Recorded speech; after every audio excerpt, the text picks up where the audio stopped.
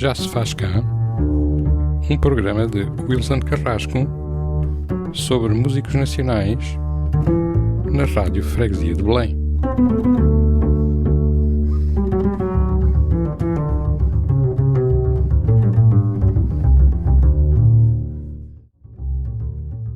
Como diria o José Duarte, o jazz em Portugal não é popular. Popular é o pão.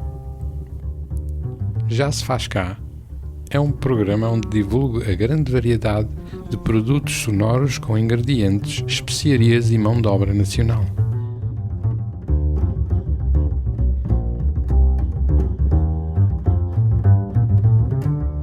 Hoje temos connosco um guitarrista lisboeta, não propriamente do fado da guitarra portuguesa, mas um guitarrista com um percurso fortemente ligado ao jazz.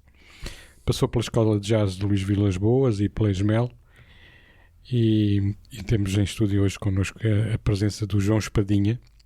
Obrigado, João. Olá, obrigado por ter aceito o nosso convite para a nossa conversa. João, começou a aprender guitarra muito novo, com 10, 12 anos, não? Com 12 anos.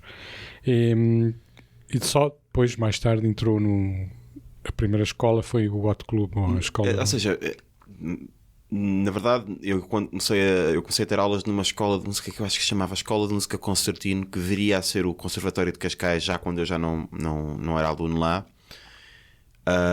E tive assim 3 anos de guitarra clássica. Depois ainda tive noutra escola, na altura em quando fui para o 10º ano, de 2 anos. E depois no 12º,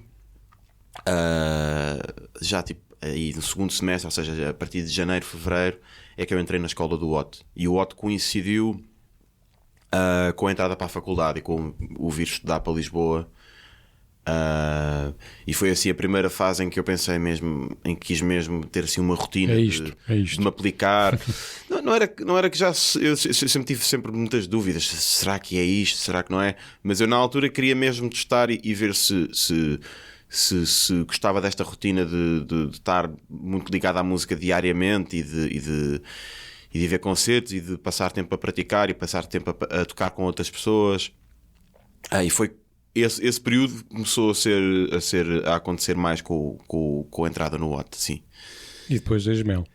A ESMEL, na verdade, o que aconteceu foi que eu estava, paralelamente, a tirar um curso em Ciências da Comunicação na Universidade Nova de Lisboa.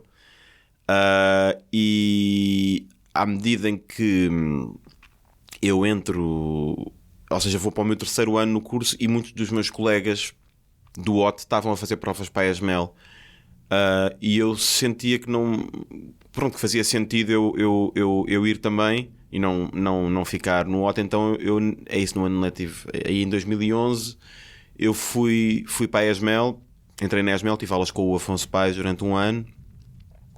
E depois, entretanto, acabei a licenciatura, estava no primeiro ano da ESMEL e estava no último ano de Ciências da Comunicação, acabei de Ciências da Comunicação e depois disso fui para Amsterdão estudar. Ou seja, só fiz um ano, passei pela ESMEL no sentido em que só fiz um ano lá e depois quis estudar para fora e fui para Amsterdão. Então acabaste a licenciatura em Amsterdão. A licenciatura eu recomecei em Amsterdão e acabei em Amsterdão, sim.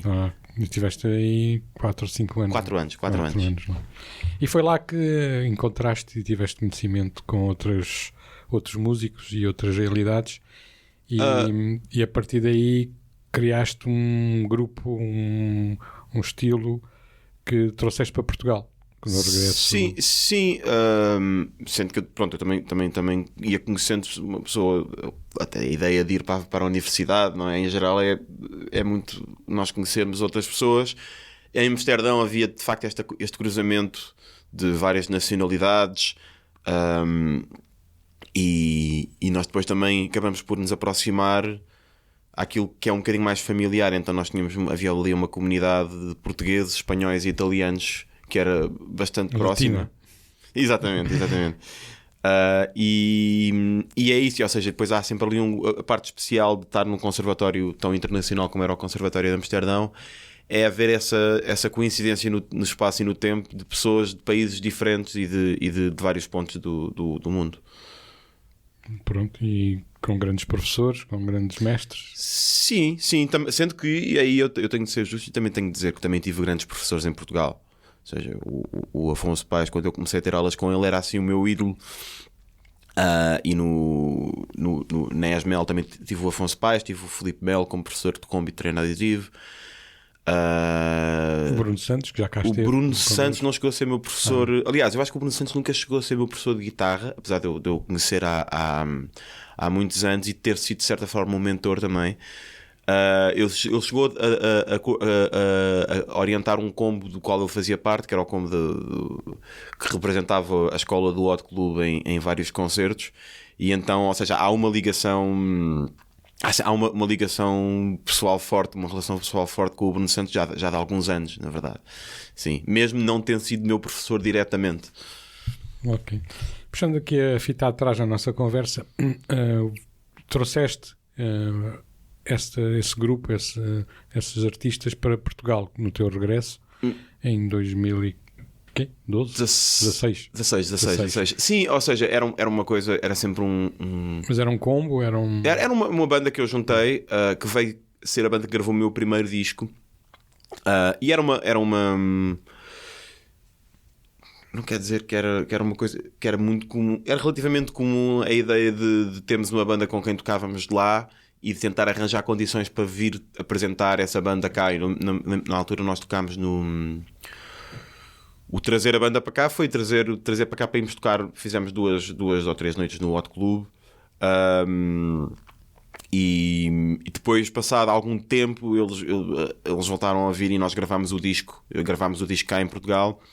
Mas foi isso, ou seja, apesar de na altura só o pianista que era português é que veio viver para Portugal. Os outros estavam muitos deles ficaram em Amsterdão, outros voltaram para os seus países. Era um bocado o que acontecia ao final de um tempo. Mesmo as pessoas que se deixavam ficar por Amsterdão ao fim, depois de acabarem a licenciatura ou o mestrado, muitas das vezes ficavam alguns anos depois lá, mas acabavam por voltar aos seus países. Quer dizer, não sei, não mantenho assim tanto contacto com esse grupo, na verdade.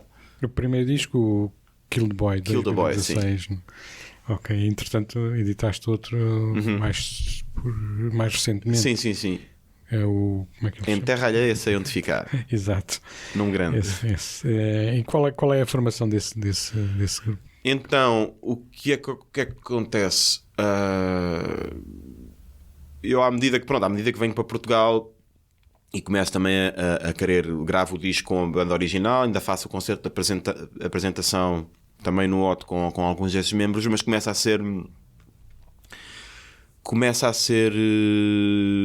não fazer tanto sentido eu estar sempre a fazer malta ou a pagar bilhetes de avião ou a ter de arranjar concertos que justificassem a vinda deles. E começa a fazer sentido. Eu também estou a viver em Lisboa, a tocar com os músicos que cá estão e viver um bocadinho a cidade. Então, na altura, com o passar dos tempos, foi havendo essa transição de forma relativamente gradual. E então isso acabou por se traduzir nas pessoas que gravaram os dois, que gravaram o segundo disco. Ou seja, o Luís Cunha, por exemplo, o trompetista, já tinha tocado em alguns concertos do disco anterior, por exemplo, e pronto, eu agora podia estar a fazer, é uma lista muito grande de pessoas que gravaram este último disco.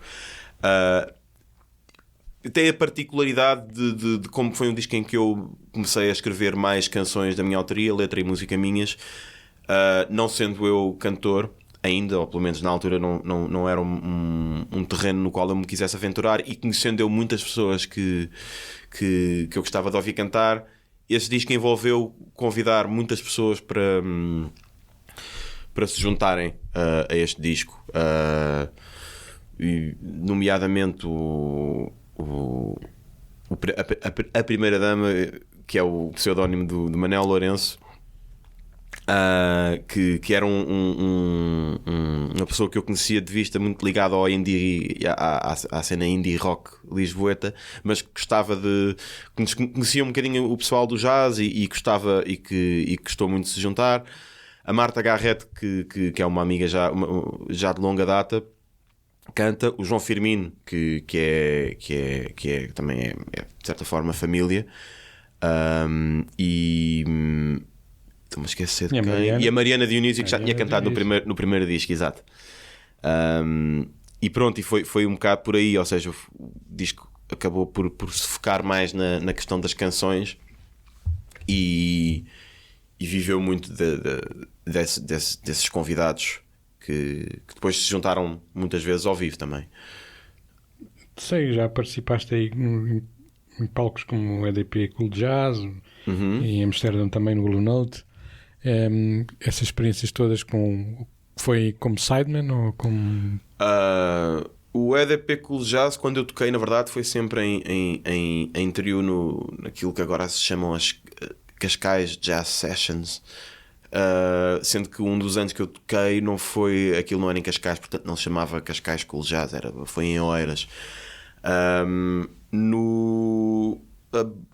Amsterdam Blue Note, na verdade, era o auditório de jazz do Conservatório de Amsterdão. Sim. Era onde haviam os concertos de final de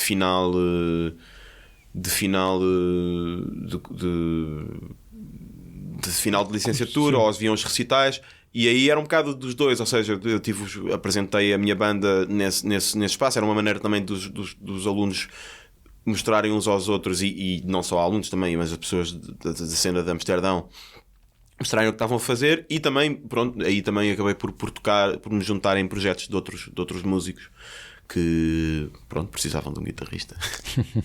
E enquanto autor ou compositor, colaboraste com o pessoal do Fado, não é? Por isso sim. A conversa é uma coisa que vai acontecendo. Até agora, ou seja, o que está concretizado efetivamente foram duas parcerias. Uma com uma banda de música tradicional portuguesa chamada Magano, que foi através do Francisco Brito, que é um contrabaixista que também é professor no OT e também toca com muitas bandas de jazz. É o contrabaixista de André Fernandes, que gravou também no meu último disco. E ele na altura, pronto, este projeto foi um projeto que ele no qual ele esteve envolvido, e ele na altura pediu-me canções a mim e à minha irmã. E depois a Sofia Ramos, que é a vocalista desse projeto. Tua irmã que é? A minha irmã, que é a Joana Espadinha. E a Sofia Ramos, que é a cantora desse projeto dos Magano, lançou um disco, passado 2 anos, lançou um disco de fado. Acho que é o segundo disco dela, mas é assim o primeiro que tem música original mesmo. E aí ela, como tinha gostado da experiência dos Magano, pediu-me também para escrever uma música para ela. E pronto, e eu fiz com todo o gosto. E projetos em curso, aí no forno? Temos alguma coisa? É assim, eu não sei. Eu gosto muito da ideia de estar sempre a trabalhar em alguma coisa, de ter esta rotina de estar a trabalhar em coisas, mesmo que eu ainda não tenha 100% a certeza de que forma é que eu depois as vou trazer cá para fora. Portanto, o que tem funcionado para mim ao longo dos tempos é continuar a escrever coisas, e ao fim de ter um volume de coisas acumuladas, pensar, ok, como é que eu agora encaixo isto tudo junto e faço disto um disco, ou será que não quero fazer disto um disco e quero lançar as músicas de forma isolada? Portanto, eu gostava de gravar no próximo ano, mas como isso implica, a forma como eu o quero fazer vai sempre implicar decisões. Eu sou muito bom a adiar decisões até à última hora, e enquanto não tomo essas decisões, gosto de ir sempre escrevendo mais canções, criar mais opções para mim próprio, para essa decisão ser mais fácil. Isso que é depois para escolher ali o trigo do joio, não é? Que é que sim, também. Ou seja, obviamente que dá sempre jeito ter um número elevado de composições ou de canções para depois escolher as melhores. Às vezes, para mim, não é uma. A decisão nunca é tão simples, porque às vezes há músicas que eu se calhar acho que fazem sentido para um determinado disco e outras farão sentido para outro disco. Outras canções faz sentido eu escrevê-las e pensar em dá-las a outra pessoa. E depois, pronto, acaba por ser também um processo que para mim ainda não é 100% claro. É o que é que eu quero gravar para mim, João Espadinha autoralmente, o que é que eu quero escrever e dar a outra pessoa, a outro intérprete que eu gostava de ver cantar músicas minhas. É uma coisa que qualquer uma das duas dá sempre um certo grau de satisfação. E pronto, às vezes essa decisão nem sempre é 100% clara. E pronto, é isso. Neste momento o futuro é sempre o dia da manhã, é sempre eu arranjar tempo e pensar, ok, o que é que eu quero fazer hoje? Como é que eu quero usar o meu tempo hoje? E aceitar também que depois de toda a rotina que eu tenho, eu dou muitas aulas e vão também surgindo concertos para os quais eu tenho de me preparar e que deixam depois menos espaço para o processo de escrita, mas aceitar um bocadinho que essa rotina toda também me está a tornar uma pessoa mais inspirada para quando tiver tempo para ir escrever. Sim, o ensino neste momento ocupa muito tempo. É no Hot Club e também no Capricho Setubalense. Sim, e no Conservatório de Lisboa. Portanto, que é aqui relativamente perto. Sim, ali em cima. Sim, isto já temos aqui muito tempo ocupado para depois dedicares à criação. E esse espaço de criação fica sempre limitado, não é? Sim, é assim, eu acho que a minha experiência também me diz que às vezes a limitação de espaço nos obriga a ser um bocadinho mais criativos e mais produtivos na utilização desse tempo.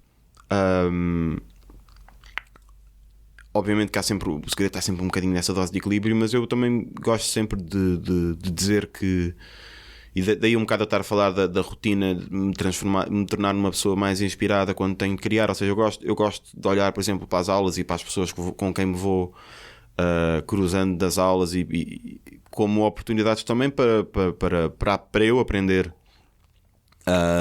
Muitas das aulas que eu dou envolvem estar a ensinar canções ou estar a aprender canções para ensinar a alunos, e isso são tudo coisas com as quais eu também estou a evoluir, eu próprio, não é? E portanto eu gosto também de achar que o tempo que eu estou a investir, sim, e o tempo que eu estou a investir a fazer ou a dar aulas ou a aprender repertório que não é o meu, eu gosto sempre de achar que isso também me está a trazer alguma coisa para o futuro e para o que eu vou querer fazer do ponto de vista da composição e da escrita. Ok, muito bem. Pronto, estamos a chegar ao fim da nossa conversa. Eu normalmente peço aos convidados para escolherem um tema para encerrar o programa. Imagino que seja do teu último álbum. Um tema meu? Acredito que seja. Então, ok, pode ser um tema meu. Ou seja, eu fico sempre um bocadinho não é constrangido por estar a escolher entre os meus temas, mas eu se calhar... Qual filho gostas mais, não é? Sim, eu acho que se calhar também eu gosto, por exemplo, do tema, acho que é o penúltimo tema do meu último disco, chamado Falso Profeta, que conta com a participação do João Firmino, que é basicamente o pai do meu sobrinho, portanto daí eu ter referido a tal ligação familiar. E é não sei se não é propriamente uma canção muito jazzística, porque é uma canção um bocadinho com um lado de folk, mas é uma canção da qual eu tenho muito orgulho.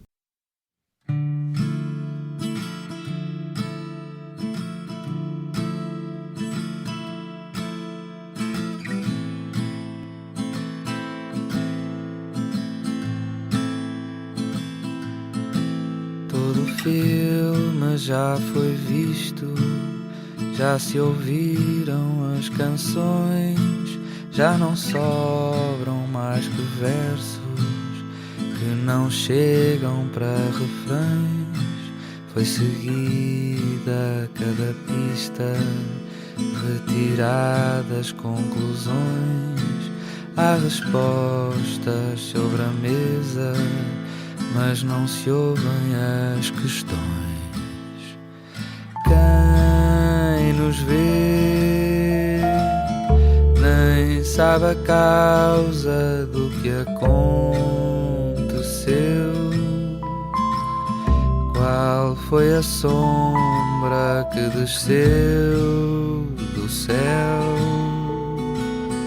O mal que trouxe quem o mereceu?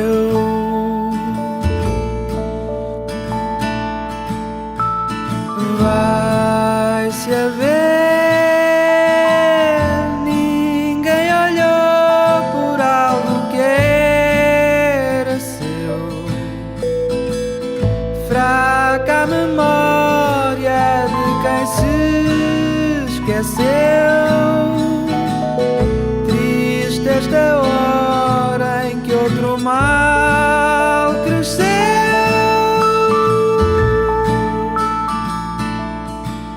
Apressados vereditos com segundas intenções, no calor do julgamento nem se ouviram as versões.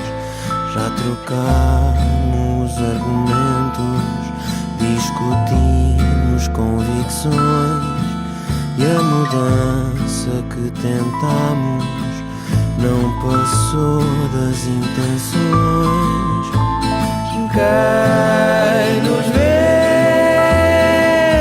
já fez a conta, mas não quer dizer que para ganhar alguém tem de perder.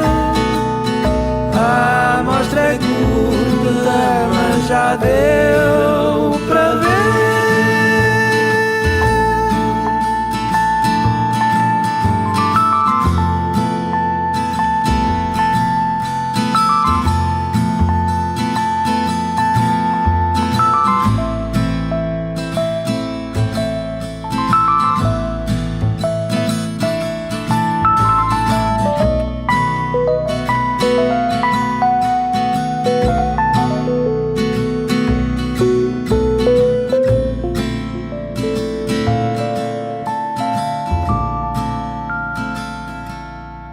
Há um profeta que se esconde por detrás de uma ilusão, de um herói que não tem medo e que enfrenta a situação. Neste tempo de incerteza quer parecer a salvação. Lança as cartas sobre a mesa, mas não mostra a sua mão. Quem o vê sabe ao que vem e o que quer trazer.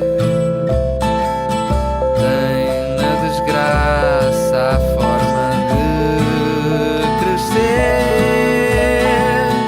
Eu decidi, não vou esperar para